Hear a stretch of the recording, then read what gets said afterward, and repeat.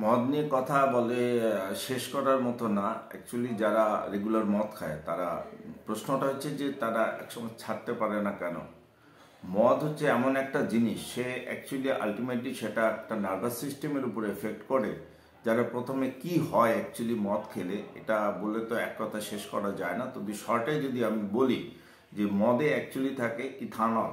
Ethanol যখন রক্তের মধ্যে ঢোকে, আমরা যখন মুখে ইভেন সিপস অফ একটু যদি জাস্ট মুখে নেওয়া যায়, ওতে জিভ মিকাস মেমব্রেন জিভের নিচ থেকে কিন্তু সরাসরি সে রক্তে ঢুকে যাবে এবং নার্ভ সেল অবধি পৌঁছে যাবে। তো যখন এরকম মদ খেতে থাকে তখন কি হয়, আমাদের শরীর থেকে দুটো হরমোন তৈরি হয়। একটা হচ্ছে ডোপামিন, একটা হচ্ছে সেরোটোনিন। এই দুটো হরমোন যখন সিক্রিট হয় তখন শরীরের মধ্যে একটা ইউফোরিয়া তৈরি হয়, অর্থাৎ একটা আনন্দ, একটা খুশি খুশি ভাব থাকে। এটা যখন আরও পরিমাণে বাড়তে থাকে, আরেকটু অ্যালকোহল নিলে সেই দুটো সেরোটোনিনের পরিমাণ, ডোপামিন আরও বাড়তে থাকবে, তো আরও একটা খুশি খুশি ভাব চলে আসে। তো এবার স্মল ইন্টেস্টিন থেকে সাধারণত অ্যালকোহলটা অ্যাবজর্পশন হয়, আবার জিভ থেকে হয়ে যেতে পারে, অল্প নিলে কি বেশি নিলে যাই নিক না কেন অ্যাবজর্পশন। যদি মদ কেউ খালি পেটে খায় তাহলে সেক্ষেত্রে মদ কি হচ্ছে, সরাসরি ডাইরেক্ট ইন্টেস্টিন থেকে আমাদের রক্তের মধ্যে পৌঁছে যাবে। এই পৌঁছে যাওয়ার ব্যাপারটা যখন আরও বাড়তে থাকে তখন কি হয়, সেখানে হচ্ছে একদিকে যেমন সেরোটোনিন ডোপামিন বাড়ছে, এর সঙ্গে সঙ্গে এন্ডরফিন বাড়ছে। এন্ডরফিন যখন বাড়ছে, একটা হরমোন, এই এন্ডরফিন ইউফোরিক স্টেজটা আরও পরিমাণে বেড়ে গেল। আর ইউফোরিয়া অর্থাৎ খুশি খুশি ভাব। যে মানুষ খুব কম কথা বলে সে কিন্তু আরও বেশি পরিমাণে কথা বলবে, আরও খুশি খুশি অনেক, অর্থাৎ ইনহিবিশন, লস অফ ইনহিবিশন, অর্থাৎ যে জিনিসটা বলতে সে লজ্জা পেত সেই জিনিসটা বলে দেয়। এক কথায় বলা হয় যে বাড়ির হাড়ির খবর অবধি সে বলে দিতে পারে, যেটা কোনোদিন কাউকে বলেনি।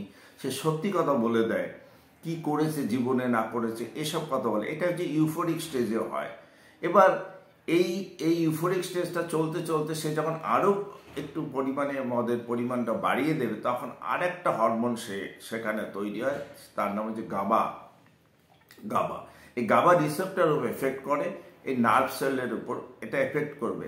এখন এটা কিন্তু অ্যাকচুয়ালি চলে যাবে যখন মদটা ব্রেনে চলে যাবে। ব্রেনে আমাদের একটা ব্যারিয়ার আছে, তাকে বলা হয় blood brain barrier. Blood brain barrier কি করছে, সব জিনিসকে কিন্তু যে ক্ষতিকর দিকগুলো আছে, যে ক্ষতিকর পদার্থগুলো আছে, সেগুলো কিন্তু অ্যাকচুয়ালি ব্লাড ব্রেন ব্যারিয়ার, এই ব্যারিয়ারও আটকে দেবে। কিন্তু এক্ষেত্রে কি হচ্ছে, মদের পরিমাণ যখন অ্যালকোহলের পরিমাণ অর্থাৎ ইথানলের পরিমাণ আরও পরিমাণে বেড়ে যাবে, তখন ব্লাড ব্রেন ব্যারিয়ার সে ক্রস করে যাবে, কি এই গাবা রিসেপ্টরের সঙ্গে যুক্ত হবে। গাবা রিসেপ্টরের সঙ্গে যুক্ত হলেই সে আস্তে আস্তে কি করবে, হিপ্পোক্যাম্পাসকে সে এফেক্ট করবে। হিপ্পোক্যাম্পাস কি করে, হিপ্পোক্যাম্পাস আমাদের হচ্ছে অ্যালার্টনেস বাড়িয়ে দেয়। এই যে আমরা নর্মাল কথাবার্তা বলছি, এই বুদ্ধিমত্তার পরিচয় দিচ্ছি, সেটাকে কিন্তু আর করতে পারবে না। তার বুদ্ধি ভ্রষ্ট হতে পারে, সে স্লারিং অফ দ্য স্পিচ, তার হচ্ছে গিয়ে কথা জড়িয়ে যেতে পারে, তে হাত পায়ে যে কোঅর্ডিনেশন এটা তার নষ্ট হয়ে যেতে পারে, এটা কমে যাবে। অর্থাৎ হাঁটছে কিন্তু সোজা হাঁটতে পারছে না, একটা হাতের সঙ্গে আর একটা হাত মেলাচ্ছে, সেটা করতে পারছে না। একটু আগে যেমন ইউফোরিক স্টেজে যেটা হচ্ছে, দুই বন্ধুর সঙ্গে গলায় গলায় গল্প করে যাচ্ছে, তো যখন সেটা এন্ডরফিন বাড়ছে, সেরোটোনিন ডোপামিন এদের বাড়ার সঙ্গে এটা হয়ে গেল, যখন গাবা রিসেপ্টরে চলে গেল, তখন কিন্তু একটা ডিপ্রেশন, নার্ভগুলো যেভাবে সতেজভাবে কাজ করতো সেভাবে কিন্তু আজ কাজ করতে পারে না। তখন সে কি করছে, স্লারিং অফ দ্য স্পিচ, তার মুখে কথা জড়িয়ে যাচ্ছে, হাঁটছে সে দুলে দুলে হাঁটছে, সোজায় হাঁটতে পারছে না। দেখবেন কেউ হচ্ছে সোজায় হাঁটার চেষ্টা করছে, দেখা যায় যে সে উল্টো দিকে বেঁকে যাচ্ছে। এই করতে করতে তার একটা ঝিমুনি ভাব আসবে, আরও পরিমাণে অ্যালকোহল করলে কেউ সেটা ঘুমিয়ে পড়লে সেই নার্ভগুলো আবার সতেজ হয়, পরের দিন সে তরতাজা হয়ে ওঠে। এবার এই ব্রেন গেল, ব্রেনের সঙ্গে জড়িয়ে যাবে সমস্ত অর্গানে অ্যাকচুয়ালি অ্যালকোহলটা এফেক্ট করবে। এরপরে হচ্ছে লিভারের কাজ হচ্ছে মদ যেটা হচ্ছে অ্যালকোহল খাচ্ছে, অ্যাসিটালডিহাইডে পরিণত করবে। ইথানলকে অ্যাসিটালডিহাইড থেকে সে অ্যাসিটেটে পরিণত করবে।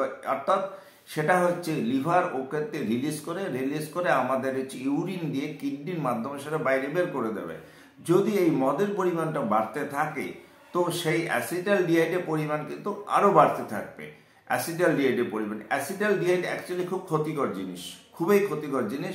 সে যে পরিমাণে অ্যালকোহল কনজামশন করছে সেই পরিমাণে কিন্তু অ্যাসিডের তৈরি করতে পারছে না। তো একটা অংশের অ্যাসিটালডিহাইড সে লিভারে জমে যাবে এবং লিভার সেলকে এফেক্ট করবে। এক করতে করতে স্টিয়াটোসিস, অর্থাৎ লিভার সেলগুলো আস্তে আস্তে নষ্ট হয়ে যাবে, একসময় ফাইব্রোসিস হয়ে যায়। ফাইব্রোসিস মানে ওই সেলগুলো আর কাজ করতে পারে না। এই রকম করে যারা দীর্ঘকাল মদ্যপান করতে থাকে, করতে করতে তার কি হয়, তার হচ্ছে গিয়ে ওই সেটা হচ্ছে তার ফাইব্রোসিসের পরিমাণটা বেড়ে যায়, যেটাকে আমরা পরবর্তীকালে বলা হয় যে সিরোসিস অফ লিভার। সিরোসিস অর্থাৎ গোটা লিভারটাই যেন একটা পাথরের মতো শক্ত হয়ে যাচ্ছে। লিভারের যে নর্মাল যে ফাংশন, লিভার যে সেলগুলো, সেগুলো কিন্তু ঠিক রকম আর কাজ করছে না। তো এই করতে করতে এক সময় তার হচ্ছে লিভারের কাজ হচ্ছে যেমন একদিকে অ্যালকোহলকে বার করে দেওয়া, সেলগুলো যখন নষ্ট হয়ে গেল, শক্ত হয়ে গেল, তখন আমাদের যে যে পোর্টাল সিস্টেম আছে, পোর্টাল সিস্টেম অর্থাৎ আমাদের খাদ্য যে ইন্টেস্টিনে ঢুকলো, স্টোমাক থেকে ইন্টেস্টিনে ঢুকলো, সেই খাদ্যের যে অণুগুলো সেগুলোকে হচ্ছে পোর্টাল ভেন দিয়ে আমাদের লিভারের মাধ্যমে ঢুকে সেখানে আবার তার বিক্রিয়াগুলো ঘটে, অর্থাৎ মেটাবলিজম ঘটে আমাদের বিভিন্ন খাবারগুলো লিভার একটা রান্নাঘর বলতে পারেন ও ছড়িয়ে দেবে।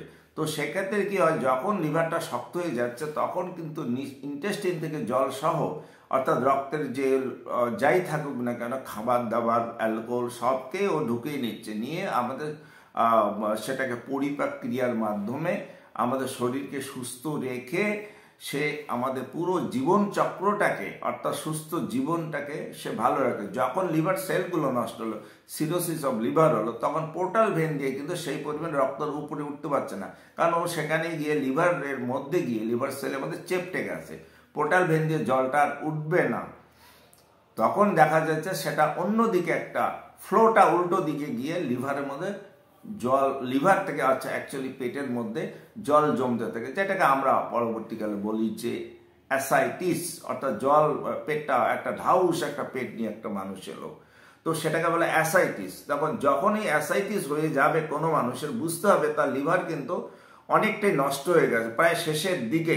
লিভারের যে নিজস্ব ক্ষমতা, রিজেনারেশন, নিজের যে পরিমাণ সে ক্ষতিটা তা হয় লিভার সেলগুলো, সে কিন্তু নিজে নিজে সেটাকে তৈরি করতে পারে, অর্থাৎ রিজেনারেট করতে পারে। কিন্তু অ্যাসিটালডিহাইডের পরিমাণ যত বাড়বে তখন কিন্তু দেখা যায় আর সে রিজেনারেট করতে পারে না। একসময় সমস্ত লিভার সেলগুলো নষ্ট হয়ে যাওয়ার পর তো এখান থেকে তৈরি হয়ে যাবে লিভার, যেহেতু একটা রান্নাঘর, সেখান থেকে তাদের নানান ধরনের সমস্যা তৈরি হবে। সেখানে লিভার থেকে যে অ্যালবুমিনটা তৈরি হয়, সে অ্যালবুমিন আর তৈরি হবে না।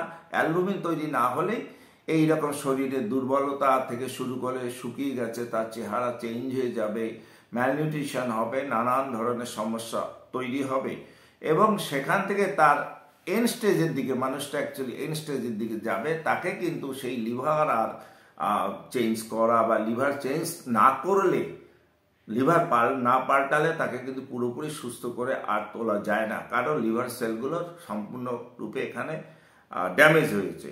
তো এই হচ্ছে লিভার, অর্থাৎ মদের সঙ্গে নানান প্রক্রিয়া, ব্রেন কি হয় সেটা একটা সংক্ষিপ্ত আমি একটা বিবরণ দিলাম।